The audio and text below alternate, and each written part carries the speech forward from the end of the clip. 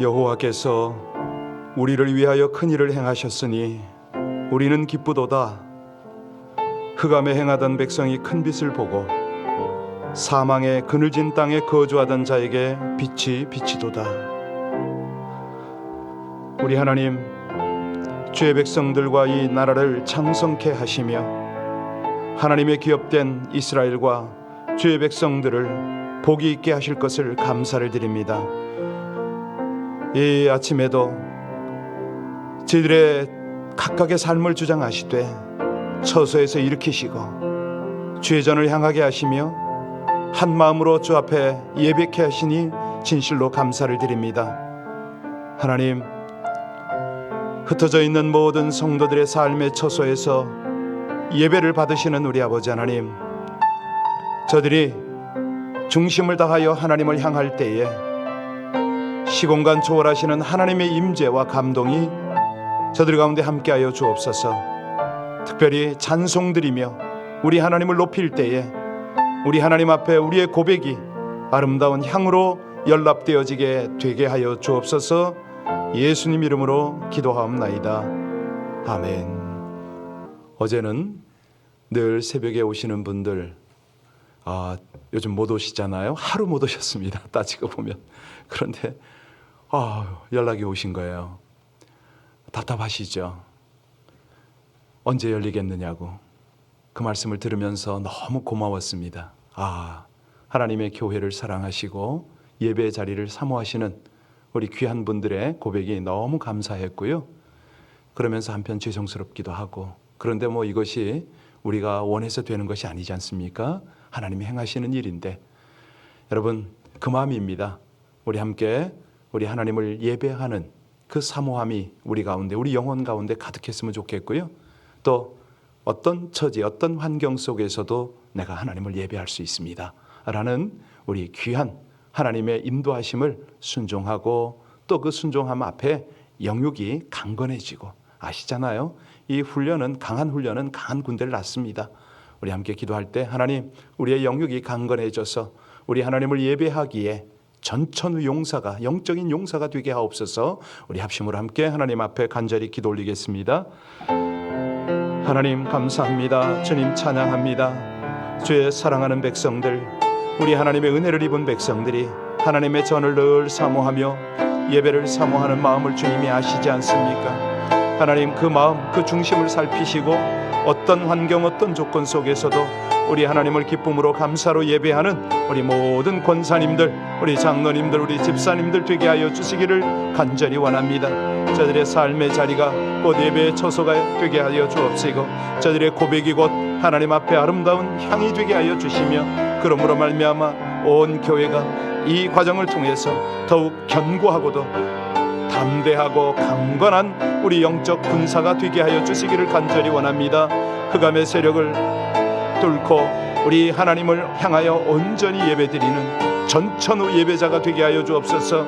오히려 저들의 고백을 통해서 우리 하나님의 아름다운 격이 흘러갈 수 있도록 우리 하나님 주장하여 주시기를 간절히 원합니다. 신실하시고 감사하신 아버지 하나님, 이 모든 일들로 인하여 세상을 깨우고 어둠을 물리치는 하나님의 용사들이 되어지게 하여 주실 줄 믿습니다. 사람이 모든 백성들을 위하여 함께 기도하고 그들로 더불어 우리 하나님 앞에 나아가는 아름다운 주의 백성들 다 되게 하여 주옵소서. 예수님 이름으로 감사하며 기도하옵나이다. 아멘. 오늘 말씀은 베드로전서 2장 1절로 10절입니다. 베드로전서 2장 1절로 10절의 말씀을 우리 함께 합독하십니다. 신약성경 378쪽 베드로전서 2장 1절입니다. 그러므로 모든 악독과 모든 기만과 외식과 시기와 모든 비방하는 말을 버리고 갓난 아기들 같이 순전하고 신령한 젖을 사모하라. 이는 그로 말미암아 너희로 구원에 이르도록 자라게 하려 함이라. 너희가 주의 인자하심을 맛보았으면 그리하라. 사람에게는 버림받으었으나 하나님께는 택하심을 입은 보배로운 산돌이신 예수께 나아가 너희도 산돌같이 신령한 집으로 지어지고 예수 그리스도로 말미암아 하나님이 기쁘게 받으실 신령한 제사를 드릴 거룩한 제사장이 될지니라. 성경에 기록되었으되 보라 내가 택한 보배로운 모퉁이 돌을 시온에 두노니 그를 믿는 자는 부끄러움을 당하지 아니하리라 하였으니 그러므로 믿는 너희에게는 보배이나 믿지 아니하는 자에게는 건축자들이 버린 그 돌이 모퉁이의 머릿돌이 되고 또한 부딪히는 돌과 걸려 넘어지게 하는 바위가 되었다 하였느니라. 그들이 말씀을 순종하지 아니함으로 넘어지나니 이는 그들을 이렇게 정하신 것이라. 그러나 너희는 택하신 족속이요 왕같은 제사장이디요 거룩한 나라요 그의 소유가 있는 백성이니 이는 너희를 어두운 데서 불러내어 그의 기이한 빛에 들어가게 하시니에 아름다운 덕을 선포하게 하려 하심이라. 너희가 전에는 백성이 아니더니 이제는 하나님의 백성이요 전에는 긍휼을 얻지 못하였더니 이제는 긍휼을 얻은 자니라. 아멘. 말씀을 여러 번 봉독하셨는데 이 말씀을 봉독한 여러분들은 스스로가 누구라고 생각하십니까? 예, 그냥 읽으셨나요? 네. 세상이 우리를 평가하는 것 참 중요합니다. 나를 평가하는 것도 참 중요한데요. 그런데 정말 중요한 것은 내가 나를 평가하는 거 아닙니까? 근데 그것보다 더 중요한 것이 하나님이 나를 어떻게 평가하느냐. 우리 하나님이 가치 있다고 하면 가치 있는 거죠. 하나님이 의미 있다고 하면 의미 있는 인생이 되는 겁니다. 자, 우리 하나님이 저와 여러분을 어떻게 평가하시는가? 우리 제대로 보고 함께 들어갈까요? 우리 마지막 절 10절을 다시 한번 봉독합니다. 마지막 절 10절입니다. 너희가 전에는 백성이 아니더니 이제는 하나님의 백성이요 전에는 긍휼을 얻지 못하였더니 이제는 긍휼을 얻은 자니라. 하나님께서 뭐라고 그러셨습니까? 긍휼을 얻었고 그래서 하나님이 백성이 되었다. 내 백성이다 이거죠. 예, 사실 예수님 영접하기 전에 모든 사람은 하나님의 백성이 아닙니다. 하나님의 긍휼을 입을 수도 없지요. 로마서 1장 18절에 모든 사람은 하나님의 진노와 심판 아래 있다 이렇게 말씀하셨잖아요. 그런데 그리스도 안에 있다고 이제는 너희가 나의 백성이라고 나의 사랑하는 자라고. 여러분 어떤 느낌이 좀 드세요? 제가 가끔 이 기도를 하면서 특별히 이제 새벽에 기도하면서 차분하게 조용하게 주님 앞에 나갈 때 너무 감격스러울 때가 참 많아요. 어쩌자고 하나님, 제가 하나님을 예배합니까? 저만 그런가요? 여러분들 한 번도 경험 안 하셨나요? 어쩌자고 제가 창조주요, 주관자요, 영원하신 신실하시고도 사랑이신 하나님을 내가 어떻게 예배하게 되었습니까? 이런 생각이 안 드시나 모르겠어요. 저는 가끔 그런 생각이 들어요. 도대체 이 자격을 부여하는 그리스도가 누구시길래, 예수님의 어떤 분이시길래 그리스도 안에 있는 그 백성, 그 모든 사람들은 하나님의 사랑을 받는 자격이 있는 자가 됐을까? 여러분 요즘에 큐티 하시나 모르겠습니다. 지난번에 수요 성경 공부를 통해서 제가 이 큐티 방법을 알려드렸는데 여러 가지 방법이 있거든요. 큐티를 잘하는 방법 대략 한 7, 8가지가 대표적인 건데요. 자, 이 모든 것들을 요약하면 큐티라는 것은 딱 2가지로 나눌 수가 있어요. 하나는 뭐냐면 말씀 속에 나타난 하나님의 성품이 어떤 성품이냐, 하나님이 어떤 분이냐, 이거를 알아가기 위해서 큐티를 하는 거고요. 2번째는 그렇다면 이 하나님 안에 있는 나는 누구냐, 이거거든요. 하나님의 성품을 찾고 명령을, 약속을, 회개할 거, 이런 것들, 적용점, 이런 거 찾는 것도 다 많아요. 그런데 이런 것들은 다 하나의 과정이고, 필요한 그 적이들이고 툴이고, 정말 그 앞에서 딱 정해야 되는 거는 하나님을 발견하는 거죠. 그리고 그 하나님 안에 있는 나를 발견하는 겁니다. 이게 그렇게 중요합니다. 이게 신앙생활이잖아요. 이게 진짜 나거든요. 여러분이 아무리 주변에서 평가하는 나, 아니 내가 스스로 고민하고 깨닫는 나, 이것도 중요하지만 아닙니다. 제일 중요한 거는 하나님 안에서의 나입니다. 이 그리스도 안에 있는 나를 진정한 자신의 모습을 아는 거고요. 이것이야말로 진정한 자신감, 정체성과 함께 아이덴티티, 이런 것들이 되는 거죠. 왜? 그럴 때 우리가 어떤 고난과 역경 앞에서도 흔들리지 않거든요. 우리 신앙생활이 바른 신앙생활이 되거든요. 자, 우리 같이 오늘 본문 4절을 보겠습니다. 4절 같이 봉독하십니다. 사람에게는 버림받았으나 하나님께는 택하심을 입은 보배로운 산돌이신 예수께 나아가. 여기 보니까 우리를 의미 있고 가치 있게 만드신 예수님을 뭐라고 그랬습니까? 사람들은 버렸다. 말 맞잖아요. 이 말씀 틀림없잖아요. 세상 사람들이 예수를 찾는 사람 어디 있습니까? 사람들은 버렸습니다. 그러나 하나님은요, 보배로운 산돌로 세우셨다. 이렇게 말합니다. 여러분, 성경에서 제기되고 있는 많은 중요한 질문들이 있는데 그 중에 하나가 누구냐면 예수는 누구인가? 여러분 1:1 제자 양육 받으셨죠? 거기 보면 예수는 누구신가? 이게 나오잖아요. 그분이 어떤 배경이고 어떤 과정을 거쳐서 지금 그분이 뭘 하는가? 이게 가장 기본적인 거거든요. 요거.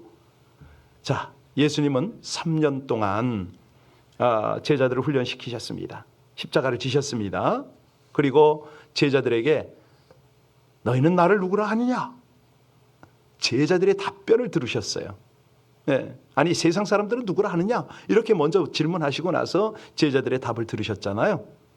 자, 이 질문에 대한 우리의 답변 너무너무 중요하거든요. 우리도 똑같이 대답을 할 수 있어야 돼요. 제자들의 흉내를 내는 게 아니고 내가 믿는 그 예수님을 향한 나의 신앙 고백이 있어야 된다는 거죠. 그때 제자들의 답이 뭐죠? 우리가 다 외워요. 주는 그리스도요 살아계신 하나님의 아들입니다 라고 대답을 했어요. 이게 그냥 대답이 나오는 게 아니고요. 예수를 바로 알았을 때 이 대답이 나오는 거죠. 자, 그럴 때 우리 가치가 나와요. 이거를 하나님도 모르고 예수님도 모르고 그러면 내가 하나님 안에 있는 건지 그의 백성인 건지 이것조차 헷갈리는 거죠. 그래서 성경에서는 많은 비유를 통해서 예수님을 설명을 합니다. 세상의 빛이다. 말씀이다. 포도나무다. 떡이다. 선한 목자다. 그런데 오늘 베드로는 오늘 본문에 뭐라고 표현했습니까? 예수님을 보배로운 산돌이다. 보배로운 산돌이다 이렇게 표현을 했어요. 베드로는 왜 이렇게 표현을 했을까요? 우리 6절 7절 한번 보겠습니다. 자, 6절 7절 같이 읽습니다. 성경에 기록되었으되 보라 내가 택한 보배로운 모퉁이 돌을 시온에 두노니 그는 믿는 자는 부끄러움을 당하지 아니하리라 하였으니 그러므로 믿는 너희에게는 보배이나 믿지 아니하는 자에게는 건축자들이 버린 그 돌이 모퉁이의 머릿돌이 되고. 자, 보니까 베드로는 이제 구약 성경에서 가져온 거죠. 구약 성경을 알고 그 당시에는 있었으니까. 자, 그래서 이 4절 앞에 있는 산돌, 보배로운 산돌 이거를 6절 7절에 와서는 하나님 앞에서 보배롭고 택한 모퉁이 돌이라고 표현을 합니다. 지금 이 모퉁이 돌 그러면 이제 우리는 이 보통 보면 이제 건축을 하고 나서 이 건축 옆에 그 벽면에다가 모퉁이 돌 비슷하게 해서 뭐 이렇게 머릿돌이라고 써놓잖아요. 뭐 이 건물은 언제 시작해서 어떻게 지었고 뭐 이런 걸 썼죠. 그런데 2000년 전에 기법은 건축 기법은 지금과 많이 다릅니다. 예, 지금이야 뭐 땅을 파고 콘크리트에 그냥 철근을 막 깔면서 기초를 놓는데, 예, 그런데 2000년 전에는요 모퉁이 돌이 제일 먼저 들어갔어요.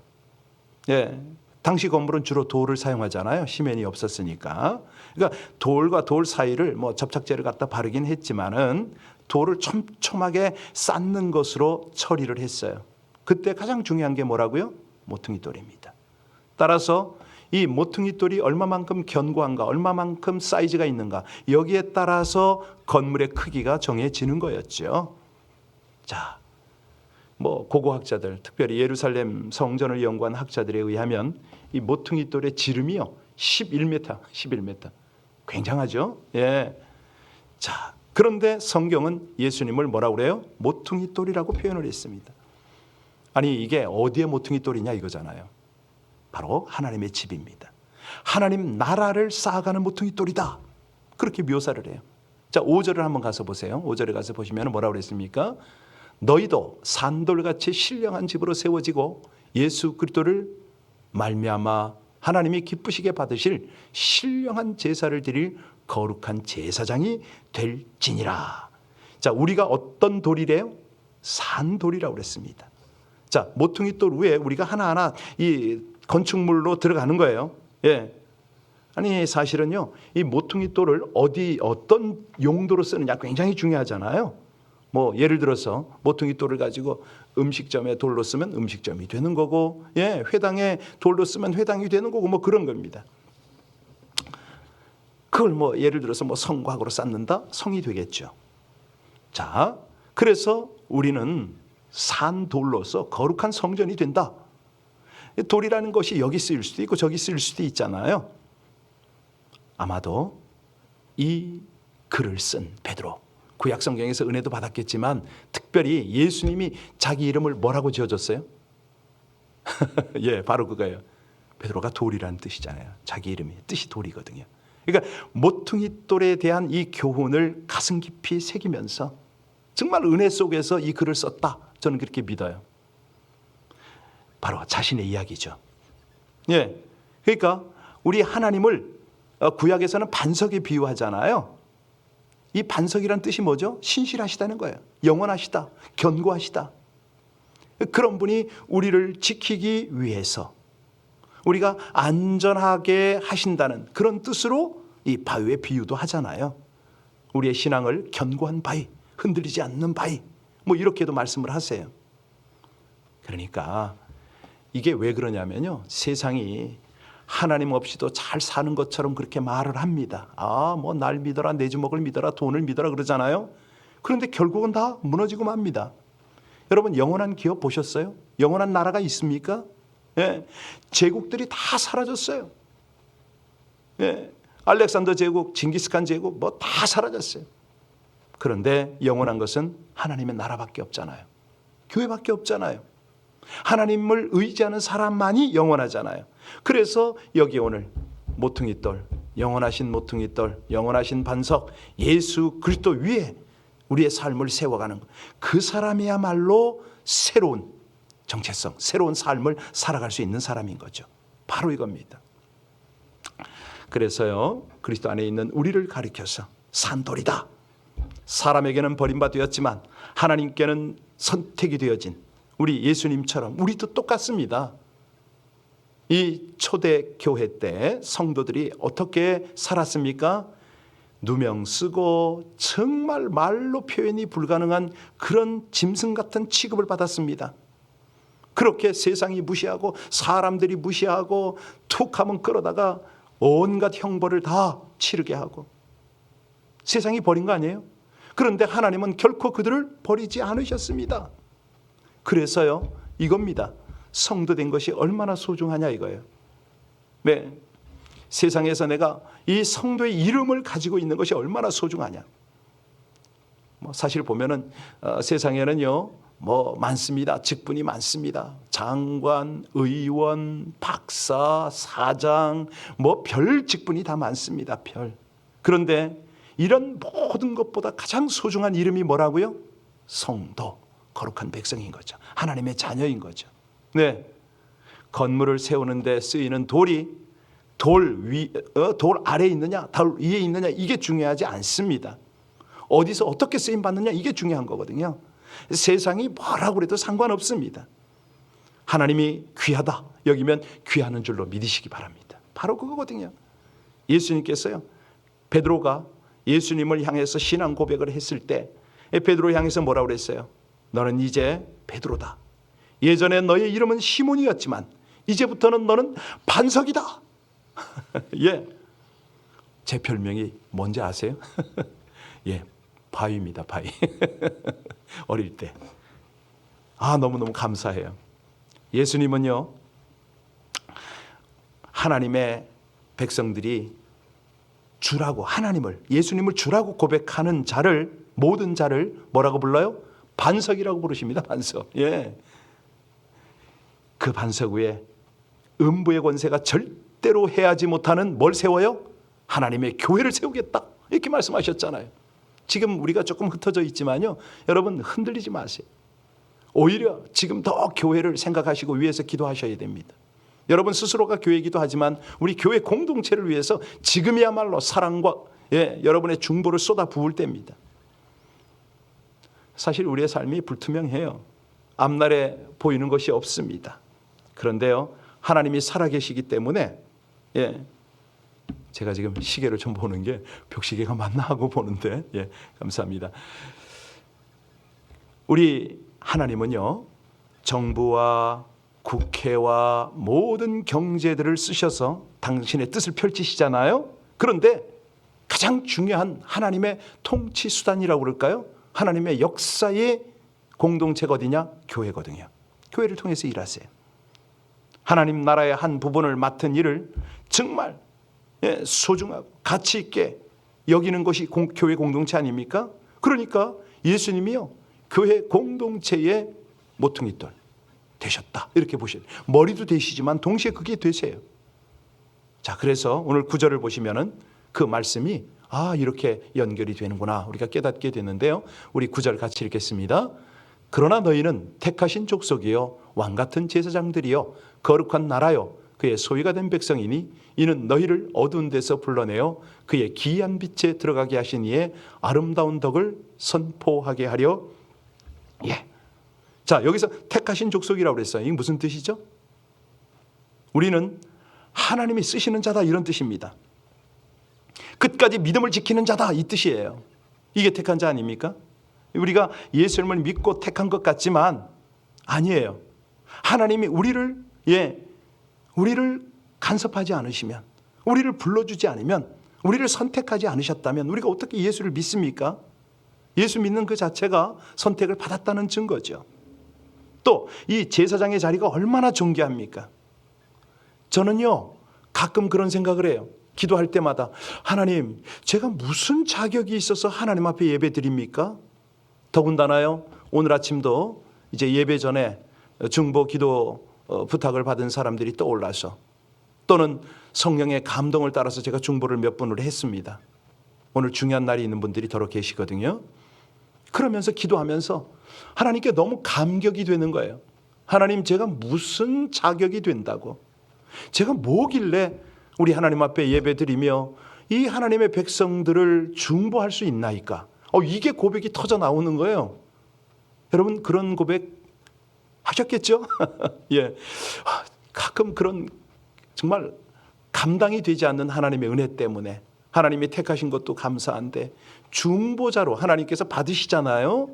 그게 너무 감격이 되는 거예요. 이게 어이가 없는 거죠. 저 같은 자가 어떻게 하나님 앞에 나와서 예배를 드리고 더군다나 남을 위해서 중보를 할 수가 있는가? 여기 보면은 그 직분을 뭐라고 말씀하시냐면 왕 같은 제사장이다, 이렇게 표현을 하셨어요. 세상 사람들에게 제사장이 무슨 특별한 의미가 있겠어요? 여러분, 믿지 않는 자에게는 왕 되는 게 더 중요하지 않아요? 그렇잖아요. 뭐 제사장 해봐야 무슨 뭐가 있습니까? 그런데 성경을 보면 왕을 세우는 것은 하나님의 뜻이 아니었어요. 맞잖아요. 신정 통치 아닙니까? 하나님이 다스리길 원하셨잖아요. 백성들이 왕을 원했던 거 아닙니까? 하나님의 백성들을 왕이 되라고 부르지 않으셨어요. 하나님의 백성들은 뭐가 되라고 부르셨다고요? 제사장이 되라고 부르신 거예요. 하나님이 기름 부으시면 왕은 아무나 될 수 있습니다. 안 믿는 사람도 왕으로 세워요. 고레스도 왕으로 세우잖아요. 필요하시면 누구든지 왕으로 쓰셨어요. 그런데 제사장은 아무나 될 수가 없습니다. 이스라엘 12지파 중에서 레위 지파, 아론의 자손들만 제사장 삼으셨잖아요. 여러분, 우리가 세상 나가서 여러 가지 이름을 얻는 것 중요한데요, 가장 중요한 이름은 어떤 이름이에요? 제사장입니다. 하나님 앞에 예배하고 하나님 앞에 중보하는 제사장. 믿으십니까? 안 믿으시는 것 같은데. 그래서 오늘 설교 제목이 새로운 신분이라는 거예요. 안 믿어지겠지만 이거는 사실이에요. 믿으면은 그렇구나, 내가 하나님 앞에 서 있구나, 하나님 앞에서의 내 삶이구나, 내가 하나님 앞에 담대하게 중보할 수 있구나. 이 왕 같은 제사장이란 말이 어찌 교황에게만 적용이 됩니까? 목사에게만 적용이 됩니까? 절대 그렇지 않습니다. 마틴 루터도 그러고요, 개혁자들은 다 이 부분에 있어서 함께 만인 제사장설이라고 그러잖아요. 나가는 거죠. 예배를 올바르게 드리는 자, 기도를 올바르게 하는 자, 그 자가 바로 이 제사장의 직무를 감당하고 있는 겁니다. 그럴 때요, 우리 하나님이 여러분의 삶을 기쁘게 받으세요. 여러분의 기도를 기쁘게 받으세요. 이 세상에서는 예수를 믿어도 세상으로부터 부끄러움을 당할 수도 있고 무시당할 수도 있어요. 그런데 그거는요, 잠시 잠깐인 거 아시죠? 잠시 세상 즐겼다가 영원한 부끄러움을 당치 않으시길 바랍니다. 우리는 원래 하나님의 자녀가 아니라 진노의 자녀였죠. 우리 하나님의 진노와 심판 아래에 있는 것이 원래 우리의 운명이었습니다. 그런데 하나님께서는요, 이스라엘 백성들을 애굽에서 구원하신 것처럼 우리를 저 한국 땅에서, 아니 정말 죄악된 조상의 그 무리 속에서 우리를 건져내셨어요. 그리고 지금 제사장 삼으셨어요. 더 이상 정욕 중에 살지 않아야 되겠습니다. 거룩한 제사장의 삶을 사는 거죠. 이 시간에 여러분들과 제가 서로에게 한번 말씀드릴까요? 우리 한번 축복하면 좋겠습니다. 자, 거룩한 제사장입니다. 왕 같은 제사장입니다. 할렐루야. 당신은 하나님의 사람입니다. 아멘. 기도하시겠습니다. 새로운 신분으로 살아가는 백성답게 우리 하나님의 아름다운 덕을 전하며 살게 하여 주시옵소서. 물질적, 정서적으로 공급받고 보호받는 것이 당연한 권리가 아니라 오직 하나님의 은혜임을 기억하며 감사와 찬송을 멈추지 않게 하여 주시옵소서. 작은 믿음 받으셔서 하나님의 자녀 거룩한 제사장으로서 예배하며 사명 감당하도록 귀한 신분을 허락하셨사오니 그 은혜에 합당하게 살아드리게 하여 주시옵소서. 그리스도 안에서 얻은 새로운 신분에 걸맞는 새로운 삶의 완성을 위해 불의한 언행을 버리고 하나님의 말씀에 온전히 순종함으로 주신 사명 감당케 하여 주시옵소서. 성령을 의지해서 어둠 가운데 있는 세상 사람들에게 복음의 빛을 전하며 그들과 더불어 긍휼의 은혜를 나누며 주님께 영광 돌리기를 간절히 원하며 우리 주 예수님 이름으로 기도하옵나이다. 아멘. 여러분, 어제가 좀 이렇게 새벽 기도 동영상 조회가 좀 늘었어요. 참 감사한 일인데 여러분 많이 전하십시오. 우리 여러분들이 교회 오고 싶어 하는 분들이 참 많잖아요. 함께 공유했으면 참 좋겠고요. 특별히 우리 교회는 실시간입니다. 물론 여러 교회가 실시간 하는 교회도 있겠지만 저희는 한 번도 이렇게 녹화하거나 뭐 이러지는 않거든요. 물론 녹화를 할 수밖에 없는 사정의 교회가 많습니다.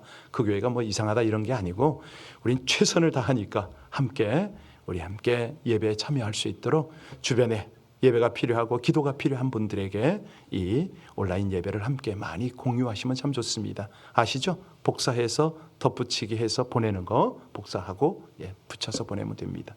우리 함께 기도할 때요, 하나님, 저희가 이 땅에 살아가는 동안에 지금 이 어려운 환경 속에서도 제사장의 직분, 왕 같은 제사장의 직분, 우리 하나님의 성전의 아름다운 산돌의 역할 잘 감당할 수 있도록 은혜를 달라고, 우리뿐만이 아닙니다. 우리 사랑하는 지체들, 우리 가족들, 우리 모든 공동체가 더불어서 우리 주님께 칭찬받도록, 우리 주님 오늘도 우리를 위해서 기도하신다고 말씀하시잖아요. 함께 우리도 중보하며 아버지 하나님의 나라, 하나님의 거룩한 뜻을 이 땅에 나타낼 수 있도록 우리 함께 기도하며 오늘 하루를 열어가겠습니다.